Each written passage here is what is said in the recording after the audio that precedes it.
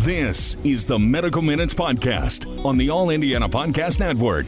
Your source for the latest news, updates, information, and more from the world of health and medicine. Now, here's Wish TV's medical reporter, Dr. Mary Gillis. From Wish TV, I'm medical reporter Dr. Mary Gillis, and this is Medical Minutes on the All Indiana Podcast Network. You know him as the co-host of Life.Style.Live. Kind, talented, with an offbeat sense of humor that always has everyone smiling. It's George Mallet. As a Wish TV viewer, you welcome him into your homes every morning at 10 a.m. when you turn to Channel 8. Now it's your turn. In this week's episode, I sit down with George as he opens up about his life as a type 1 diabetic. Our conversation is next. George Mallet, welcome. It's good to be here, doctor. Well, it's great to see you. So you have type 1 diabetes. I want you to tell me your story. When were you first diagnosed? What has this been like over the years, and how you handle this, how you manage it? Well, I was a kid. I was 17 years old, and I've never been a heavy guy. I was thin then, but it was in the summer, and I just started just essentially wasting away. I felt terrible. And I got super, super skinny. I think back then I was probably 6'2" or 6'3", but I dropped to 150 pounds. From what? From like probably 170. Oh, wow. So I lost a lot of weight, and like I say, I felt horrible. Super quick, like it just dropped? It was a period of weeks, I would say. Mm-hmm. I don't know when it started, but by the time the fall got here, I went to the doctor, and they did a number of tests. This was before they did the hemoglobin A1C. That test didn't exist back then, but they tested my blood sugar, and I'm sure it was spiked. And they did what they call an SMA-12 liver test. And anyway, all the signs came back: type 1 diabetes. So and then they put me on. Back then, you would take shots of NPH insulin, and they would have a peak at a certain time of day, and so you'd have low blood sugar like every afternoon. But it was pretty scary back then, because my recollection was I was told that, and my doctor was sort of optimistic about it, that if I took care of myself, I could expect to live another 40 years. So that would have made me dead about 5 years ago. So. Oh my God. But that's how much type 1 diabetes treatment and technology has changed. Okay. And so 17 is pretty young. Do you know what triggered this? Did they have any explanation of what went on? I mean, do you have a family history? Do you type 1 no, there's no family history. Type 1 diabetes, though, is an autoimmune disease, and something triggered my immune system to attack the islet cells in my pancreas, making my pancreas unable to produce insulin. So, it's kind of funny. I always feel like type 1 and type 2 diabetes really should have two completely different names, because the only thing they have in common is that they both result in high blood sugar. But, type 2 diabetes is the result of usually either age or obesity or both. And type 1 diabetes is an autoimmune disease. So, anyway, that's a great point. I think it would clarify things a lot for people. Because there is such a stark difference. They're markedly different in many ways. I mean, right? The only sort of commonality is that you have insulin. Is trouble with insulin, and then you can't get glucose into your cells. Yeah, I mean, actually, and if you look at type 2 diabetes, the serum insulin levels of type 2 diabetics are often higher than yours. But they're resistant to it, usually because of the fat in their bloodstreams. Whereas type 1 diabetes, there is no serum insulin in the system. So yeah, so you cannot make insulin. You need shots. Exactly. Tell me about that. I mean, this has been a long time since you're 17. Wow. Yeah, and for years it was shots. I mean, early on it was a single shot of NPH insulin. It was that primitive. In the morning, when would you take it? I would take it in the morning, and then it would have a peak. And you also didn't have home glucose testing back then, so I didn't even know what my blood sugar was at any particular moment. you would test your urine to see if you were spilling sugar over into your urine. Well, now I know with home glucose testing, if I was spilling sugar over into my urine, that means that my blood sugar has gotten exceedingly high. So it was very primitive back then. And then I think it was in 1999 or 98. So let me just ask, okay, so would you, because you didn't have that sort of glucose monitoring test, would you just say, oh, I'm starting to feel this way, I'm starting to feel that way, let me go check my urine levels and see what's going on? Yeah, I think I probably just checked my urine like 4 or 5 times a day. So you don't get to that place where you start to feel off. Right. But, there was really no way to know for certain about low blood sugar unless you were having an episode. So, I kind of figured out the patterns of the NPH insulin, but, my self-treatment back then was just to do an exceeding amount of exercise. I just took up long distance running, and anytime I felt like my blood sugar might be high, I just pop out and go run 3 miles or 13 miles, so. So you were an active kid, but this carried over into being an active adult. It wasn't sort of like, oh gosh, I'm diabetic. I mean, I'm kind of resigned to being type 1 diabetic. I mean, you will have this for the rest of your life, but there are things that, you want to make sure that you can do everything you can to, from what I'm hearing, that you can help yourself with this. Well, and I'm very adamant about this, and that's why I was eager to talk to you today, just because I feel like we all need to do a better job of getting the word out of the benefits of exercise for type 1 diabetes, but really for anything, type 2 diabetes. But in type 1 diabetes, when you consider how primitive the treatments were when I was diagnosed in the 70s compared to now, the only reason I'm doing as well as I have is because I took up cardiovascular exercise right away, and I've never stopped. All of the other elements have gotten a lot better. I'm on an insulin pump now, and I've got home glucose testing and all of the technology that I'm taking advantage of. But the one consistent thing that I've had throughout my life is just being very aggressive about exercise.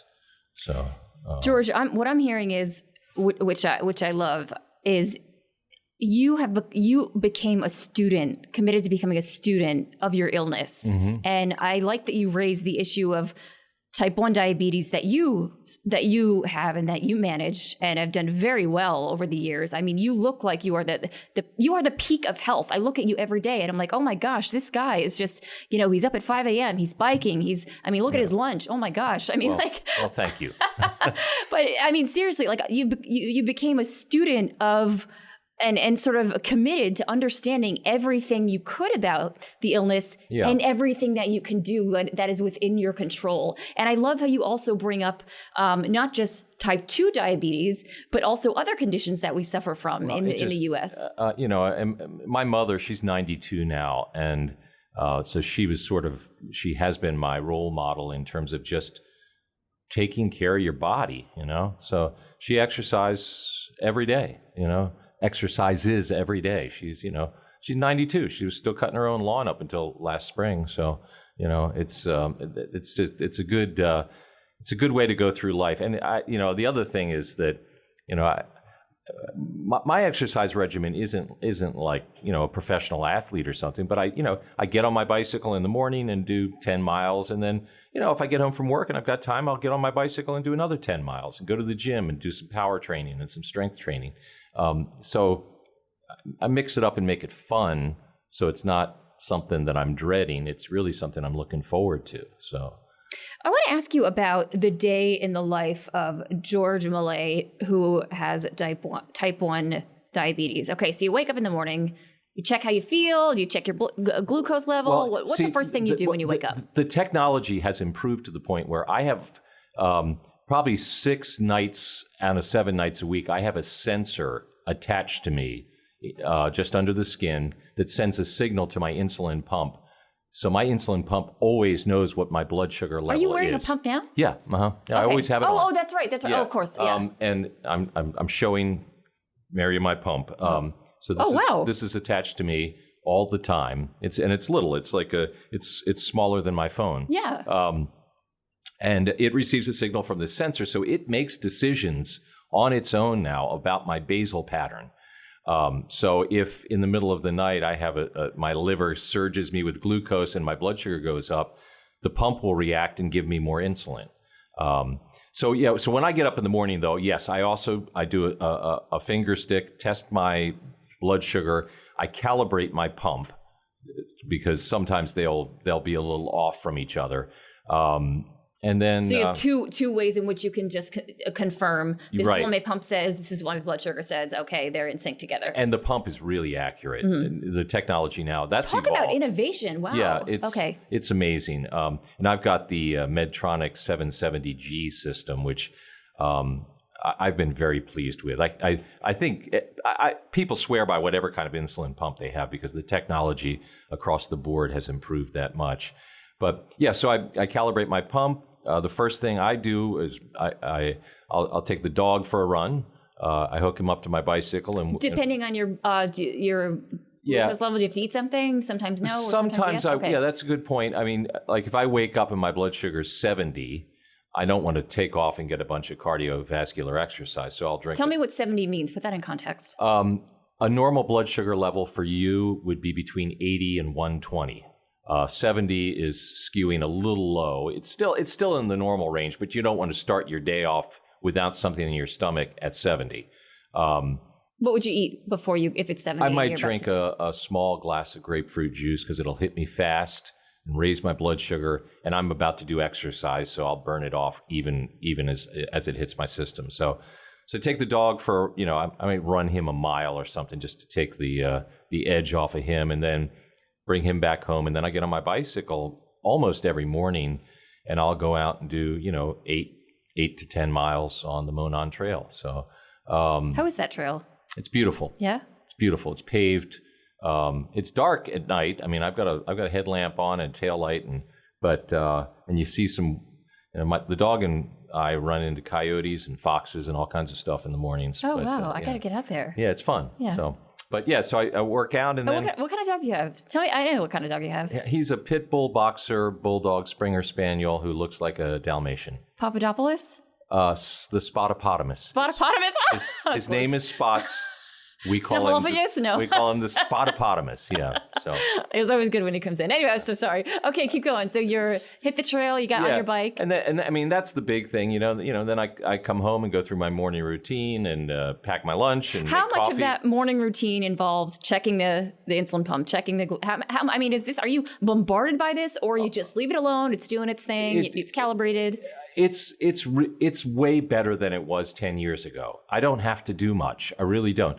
The sensor has to be changed generally once every 6 or 7 days, and that usually means a period of time without the sensor because you've got to put it on charge. You've got infusion sites, which is where the insulin goes into your body, so you have to change those infusion sites every 3 days, and once a week I have to fill the reservoir in my pump with insulin. So all those things are sort of... What does that look like? The reservoir is like it looks like a big syringe that fills the pump. So that's the reservoir. Okay. So I'm taking the reservoir out of my insulin pump to show the doctor. Mm-hmm. So So throughout the day, what I used to deal with pre-sensor technology was I would sometimes have low blood sugar episodes because I'd be getting a set amount of insulin every hour, and sometimes that was more than my body actually needed. So I might start having a low blood sugar episode, and then I have to act on that and take glucose tablets or something. But I'm sorry, I didn't mean to interrupt, but I was just fascinated about how you felt. That must have been frustrating.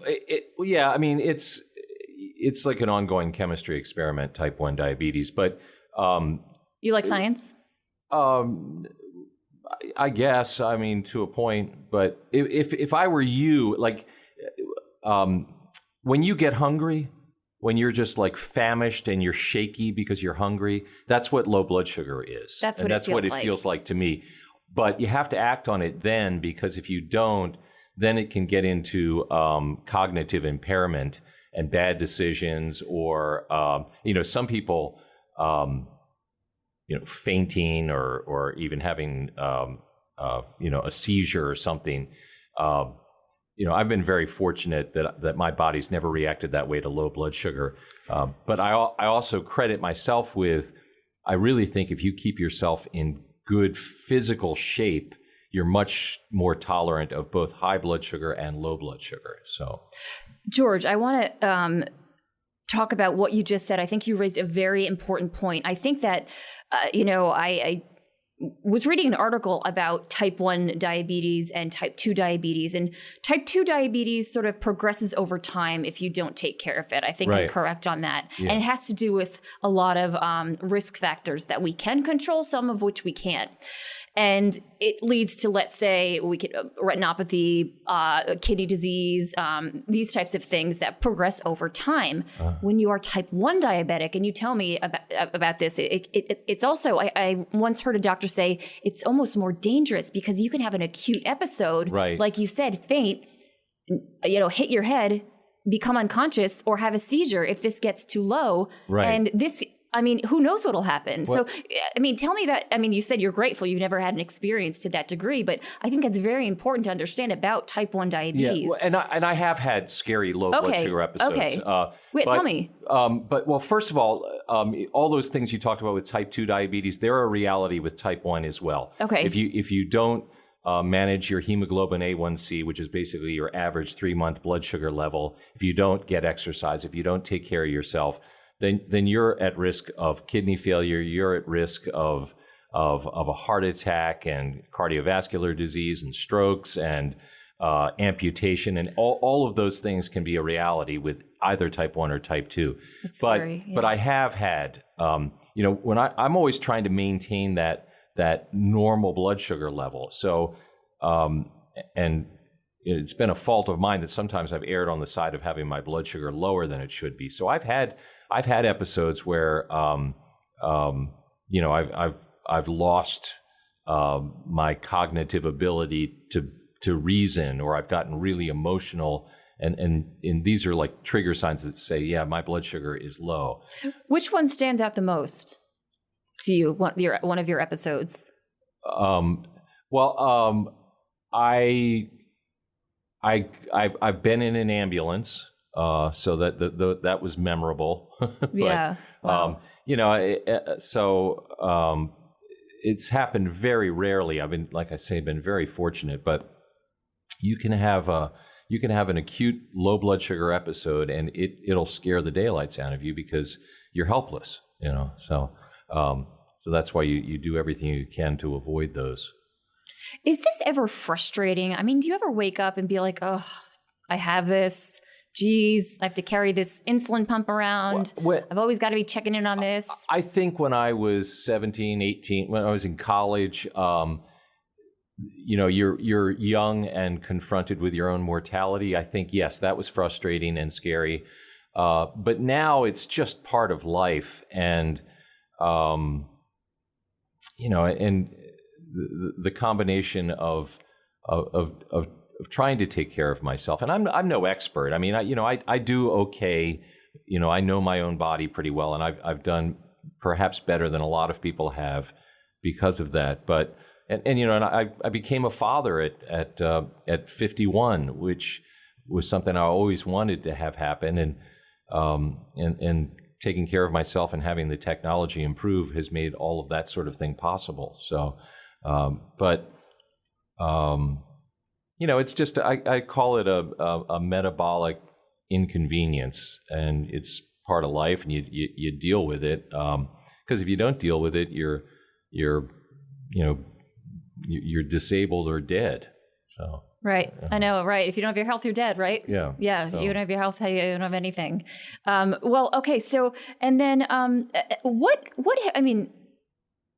has this enhanced your life? I mean, that's kind of a tough question. I think that you look at someone, oh gosh, they have this condition and and it can be frustrating. But it sounds like you've accumulated so much knowledge, learned so much about yourself, and learned so much about health. And I know helping other people is one of the things that you want to do in terms of your message out there. So tell me, how has this been a positive thing, if it has in a way? Well, I mean, you bring up helping other people. I mean, I like.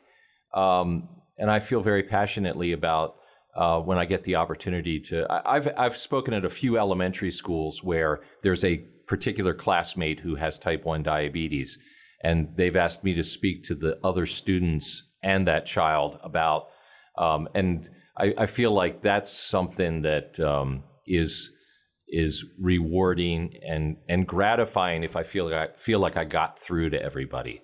But in general, I think having type 1 diabetes taught me to, I don't even know what it's like. My entire adult life, I've been disciplined about, exercise and nutrition. It's how you grew up. You had a great example in your mother. Yeah, but the diagnosis itself, I think, took that to another level. Really? Okay, yes. And so, I look at, other men my age, and I'm 62 years old, and I feel like I'm doing, better than a lot of dudes who don't have diabetes to deal with, just because I've stayed active. I mean, George, I'm just, I don't even know what the word is, but I'm sort of fascinated at this story. I'm fascinated about how you've managed this and I don't know, dealt with this and learned from this, and again, sort of what's I'm hearing is really inspiring, because we've never really had a conversation sitting down and talk in this much detail. I mean, I've known that you've had type 2 diabetes, and we've type 1 diabetes. Yeah. Oh God! Oh my gosh! I just blew it. This no, but that's the thing that we mix them up because they get lumped in together, and they're two completely different metabolic disorders. So, but yeah, I just, I mean, the picture of health, and it's so inspiring to see that you don't. Are not resigned to what you're given, right? It's about what you do with it. So what would you say to that? And not just people who have type 1 diabetes, but people who, with their health in general. Yeah. Well, I just, with the saying is a body in motion stays in motion, and it's never too late to start that motion. You don't have to go out and run 13 miles. In fact, I would recommend, on a side note, get a bicycle or an elliptical trainer. Don't run. You're going to ruin your knees, especially if you have any extra weight on you. I mean, at my peak weight, I was 190, I think, and I was terrible for my knees to run like that. So, but just get after it. If you're overweight right now, take a walk. Just start taking a walk, and get a dog. Walk with your dog, and just be outside, and just get after it a little bit, and you're going to start to feel better. So. And I see all of these important, of course, research recommendations. We have 75 minutes of vigorous physical activity per week, or 150 minutes of moderate physical activity a week. And that can be so overwhelming to someone. Yeah. So it's sort of like, hey, I know, I'm not going to just jump in right there. And if you do jump in, it's more likely you're going to stop because it's too much too soon. You have to kind of, walk around the block, right? Get a dog. Ooh, get a dog. Well, that's, because dogs make everything more fun. I mean, that's a whole nother, we could do a whole podcast about that, but that'll be our next one. I got a super active dog. So even if I wasn't out riding my bicycle for me every day, I'd have to take spots for a walk, more likely a run every day, because he's so high energy. You got to run some of the pee and vinegar out of him. So, but yeah. So. Oh, George, this was so great, so fascinating. Thank you so much for joining me. It is my pleasure. Get after it, folks. Get some exercise. Yeah. All right, I'll see you soon, man, on the show. Okay.